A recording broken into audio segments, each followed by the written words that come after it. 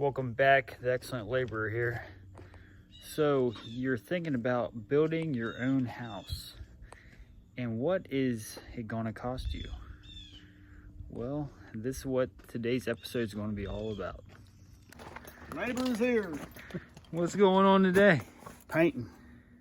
Any tips on painting? Yes, don't do it. And don't forget to smash that like button. So each house I've done has taken me about a year, maybe a little over, a couple months more. So for a whole year, you can't have any friends. You can't really relax on your days off because you're always thinking about the house. You're thinking, hey, what needs done next? Am I forgetting anything? Is this going to meet code? All that type stuff. So if you want to know the true cost, this is really what it is. With me, I work a full-time job and I'm trying to do this house thing at the same time. That's the way I've always done it.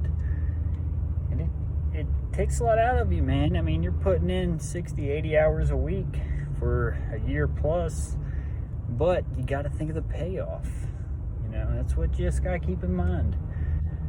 If it was easy, everybody'd be doing it.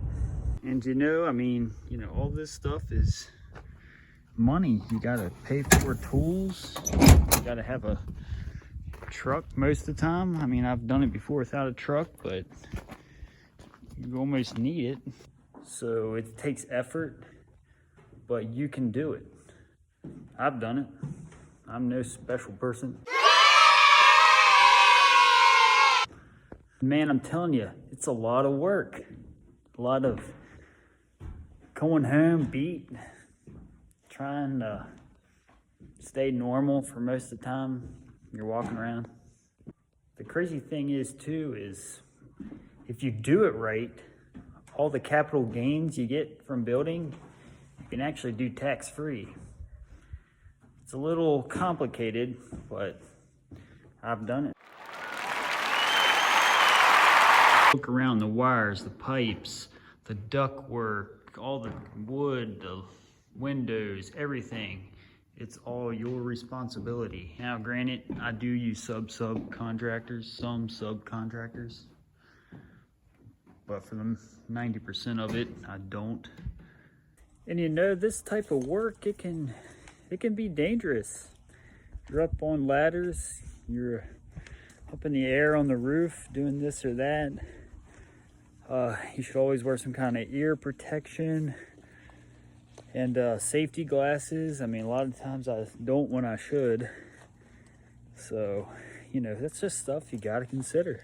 And for lunches, you gotta learn to live off things like this: prepackaged brown rice, sardines out of a can, and convenient snacks like apples.